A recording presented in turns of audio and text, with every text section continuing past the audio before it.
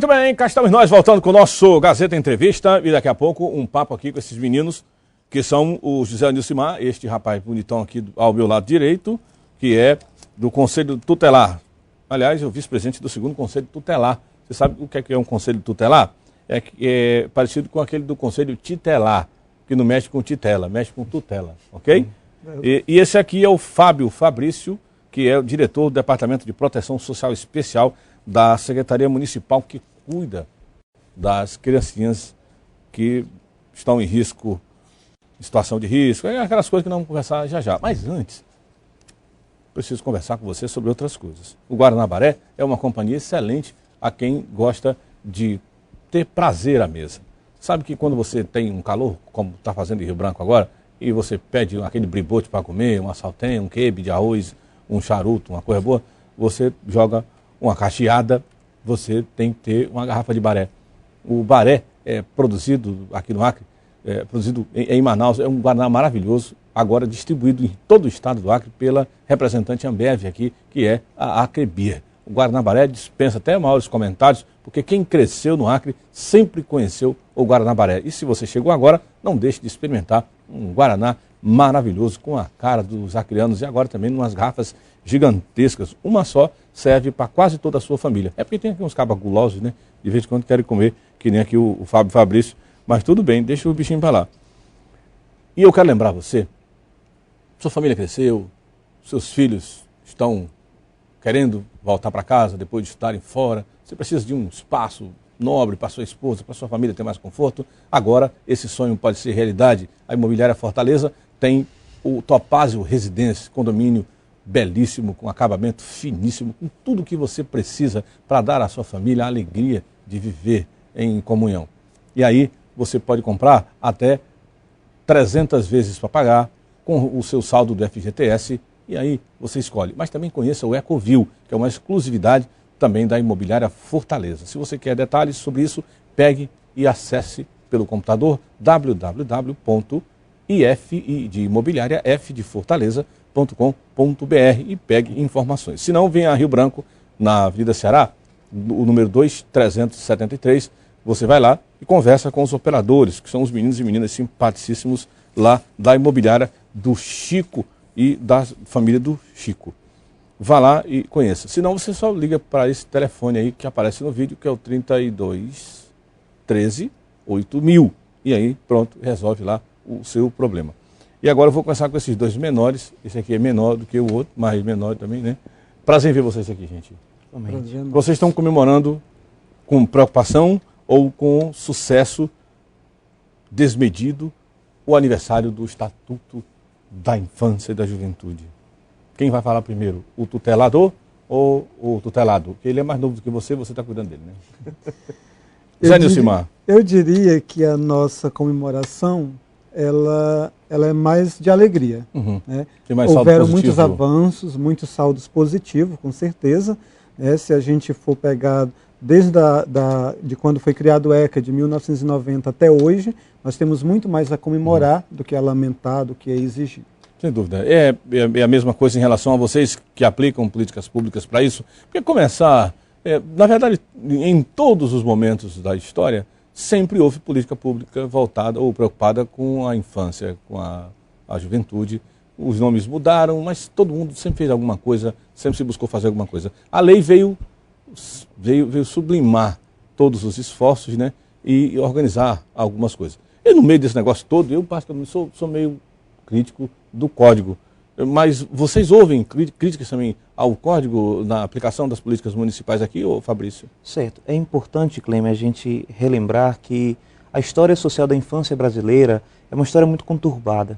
O Estatuto da Criança, ele vem modificar e dar um novo olhar para as nossas crianças e adolescentes. Antes de 1990, nós tínhamos o Código de Menores, Código de Menores de 1917, que era o Código Melo Matos. Esse código via criança e adolescente como pessoas em situação irregular e que deveriam ser tuteladas, né, por instituições, pelo Estado. O Estatuto da Criança, ele muda radicalmente essa compreensão, porque ele concebe criança e adolescente como sujeito de direitos. Criança não é adulto menor, não é adulto pequeno. E aí nós temos uma mudança de olhar, uma mudança de paradigma, e as políticas públicas começam a trabalhar nesse sentido. Que aquela criança tem direitos, desde a sua concepção, desde o instante que é concebida, até completar seus 18 anos. Direito às políticas públicas, direito a ser amada, a ser querida por sua família. E aí o Estatuto coloca a responsabilidade para 3 entes, para 3 parcelas da sociedade. Primeiro a família. Sim. Família é responsável por criança e adolescente. Depois a sociedade. E por último o Estado. Para proteger a sociedade, o Estado, e proteger consideravelmente suas crianças. Tudo começa em casa. A família é local do vínculo, do afeto, da segurança emocional de uma criança ou de um adolescente. Infelizmente, muitas vezes as famílias violam os próprios direitos. O abuso sexual, a exploração sexual. Aliás, isso é uma preocupação infantil. terrível, né? Porque por mais que você veja as leis em vigência, parece que não cessam em alguns casos. Talvez o noticiário traga aumentos, né? De preocupação com isso, sobretudo aqui no Acre, vamos colocar assim. Mas tem um detalhe nesse código que eu não sei se vocês se lembram. Eu vou falar só de um aspecto. Eu, quando era menino, ajudei a calçar as ruas do bairro do Bosque. Eu estudava à tarde, mas de manhã pegava uma marretazinha e ganhava um dinheiro quebrando concreto para calçar a Travessa da Saudade. E assim, muita gente fez isso. Não tem uma história de pessoa de sucesso que não tenha começado a trabalhar desde cedo. Mas o código vem com uma regra bastante forte. E eu lembro que aqui no Acre tinha uma instituição maravilhosa, que eram os guardas mirins. Outro dia eu estava conversando com um menino que era guarda mirim. Ele não passou daquilo, ele não saiu daquilo, né? E ele dizia, puxa vida, acabaram com a oportunidade que eu tinha de buscar uma carreira, né? Então assim, tem alguns paradoxos, tem contradições de aplicação pragmática naquilo que concebeu essa lei de 90 para aquilo que é a realidade do mundo hoje, que pudesse ser contornado para que a infância e a juventude pudessem no Brasil, no estado do Acre, ter uma perspectiva diferenciada dessa que a gente está vendo agora? Bom, você toca numa questão que é bastante polêmica do Estatuto. O Estatuto, embora tenha muitos avanços, tem questões que a sociedade ainda não está madura o suficiente, talvez, para compreender. Uma questão são duas questões. O trabalho infantil e a aplicação das medidas socioeducativas para adolescentes que cometem ato infracional. Sim. Talvez sejam esses 2 pontos o que a sociedade ainda tem mais dificuldade de entender qual é o espírito que está no Estatuto da Criança. Trabalho infantil é considerado crime, ou seja, o trabalho que tira a criança da escola, que coloca a criança exposta a riscos, seja na rua, seja trabalho infantil doméstico, seja na formalidade. Para isso existem a Delegacia do Trabalho, a Superintendência do Trabalho. Você citou um exemplo, inclusive pessoal, e alguns bem exemplos, telúrico assim, né, que acontecem, porém, ao mesmo passo que tem essas situações, também tem situação de pessoas que ficaram a vida inteira trabalhando e não puderam ter uma qualificação e foram colocadas numa posição no mercado de trabalho muito baixa. Nós somos conscientes e trabalhamos para que erradiquemos o trabalho infantil. E oportunizemos para essas crianças que estão em situação de trabalho infantil outras alternativas. Por exemplo, em Rio Branco nós temos o Programa de Erradicação do Trabalho Infantil, que é um programa também do governo federal. E esse programa pressupõe a transferência de renda para a família, um benefício, porém, tem também, as crianças devem participar como condição, devem estar matriculadas, participando da escola, é uma condição, não é uma opção da família, e ao mesmo tempo participar das atividades chamadas socioeducativas e de convivência. O xadrez, o violão, o esporte, a pintura, o desenho em tela, uma série de outras atividades, para que a gente não exponha. Antigamente, as pessoas dizem, mas eu vendia o quibe, eu engraxava o sapato, e isso me fez ser uma pessoa de bem. Isso é bom, isso foi bom em algum momento para a história daquela pessoa. Porém, os tempos são outros. Quando você diz a um menino, talvez do ponto de vista conservador, vá trabalhar na rua que é melhor do que ser bandido. Melhor do que trabalhar é estudar, é crescer como criança, ser amado pelos pais, e não ter os pais não ter os filhos que trabalhar para sustentar os pais. Nós que atendemos no dia a dia, o Unicimar pode colocar isso no Conselho Tutelar, vemos muitas situações de crianças que são colocadas para trabalhar, para sustentar os pais que de repente têm uma situação de vício, de dependência química. Então é preciso ir além. Ir além do visível, além do menino que bate no vidro, além do menino que está ali, porque tem uma situação familiar. E é isso que nós nos propomos. Romper esse ciclo da pobreza, ofertando outras possibilidades para aquelas crianças e assegurá-los de qualquer forma de exploração. Hoje, no caminho para ele chegar até o terminal para vender o quibe, ele vai encontrar droga, vai encontrar explorador sexual, e vai encontrar de casa várias situações. Né? Então, o nosso olhar é a proteção integral desse menino, dessa menina. Quando ele fala isso, a gente remonta logo aos casos que o noticiário está cheio aí, né? O que tem de menino, o Acre nunca teve tanta gente, e parece que nós estamos criando aqui um carandiruzinho mirim na Polônia Salles, porque de vez em quando tem espoca aí, criança, né, que vive ali sob a tutela do Estado e que se rebela. Enfim, parece até uma coisa meio reacionária da minha parte, mas sem dúvida a sociedade como um todo talvez não tenha chegado muito além de mim, que sou pai, que sou neto, que tenho uma preocupação pastoral, né, ministerial com isso. Mas são perguntas que se fazem. Né? Aí você vê, há algum tempo atrás, a falecida mãe das crianças do Acre, que eu chamava a doutora Maria Tapajós, minha amiga do Banco da Amazônia, a Tapajós chegou a revelar para nós, assim, tem 50 e poucas entidades no Acre do terceiro setor, que são responsáveis por cuidar de criança. Tem menos criança na rua do que isso.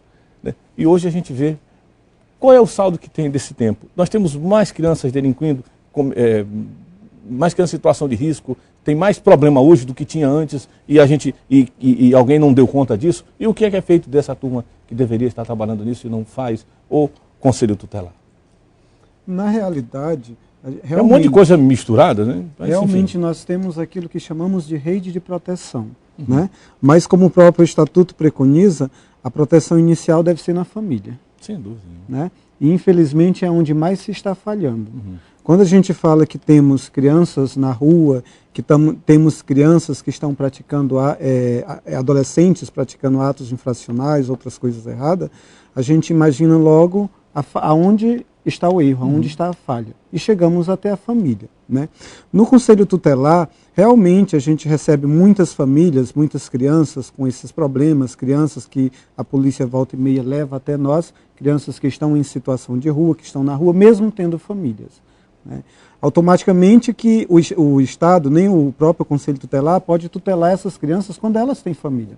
A gente tenta a reinserção familiar, a gente tenta colocar aquela família dentro de uma proteção especial. Quer dizer, o Conselho Tutelar funciona social, para os que não têm tutela de família.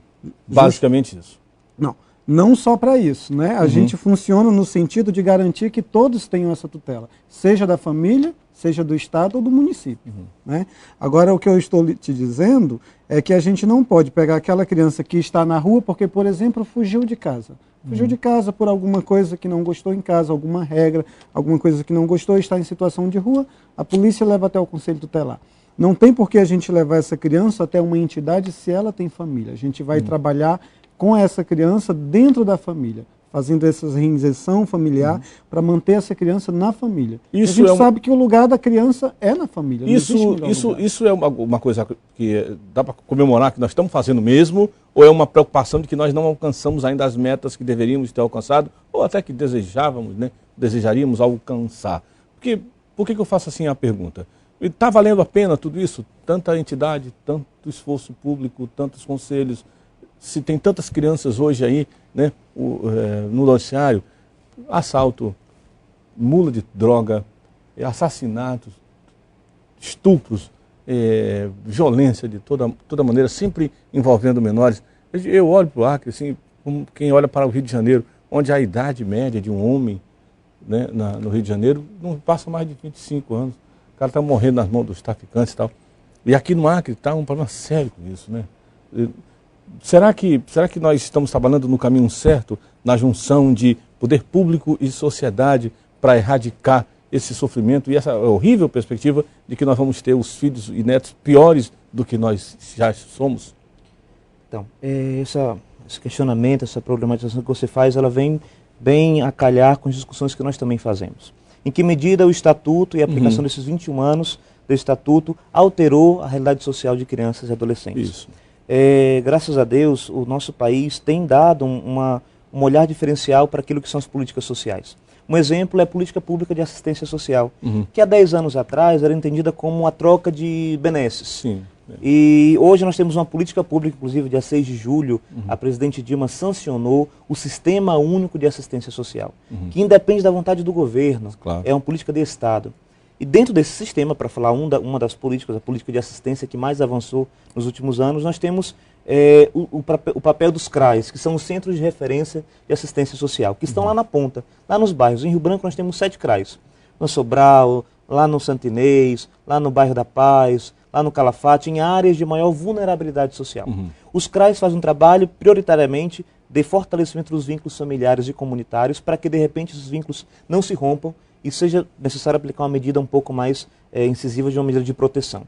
E muitas situações que o Conselho Tutelar atende, ou que o CREAS, que é o Centro de Referência Especializado, que atende casos mais complexos de violência sexual, de trabalho infantil, de maus tratos, de negligência, de abandono, o CREAS faz esse trabalho de fortalecimento dos vínculos. Devemos fortalecer cada vez mais, porque às vezes as violações dos direitos de crianças e adolescentes são muito mais rápidas do que a capacidade do poder público e da sociedade de dar respostas.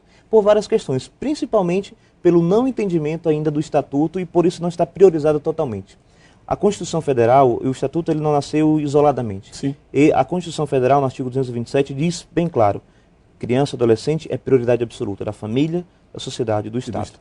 Em 90, 2 anos depois, um grande movimento no país inteiro diz, o Estatuto coloca que criança e adolescente é sujeito de direitos, totais direitos, e tem direito à proteção integral.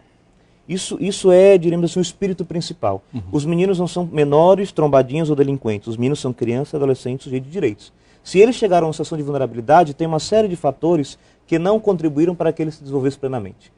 Da família, da sociedade e do Estado. E aí nós estamos, principalmente a política pública de assistência, visa romper e visa apoiar essas famílias no cuidado, na função principal da família, que é a função protetiva.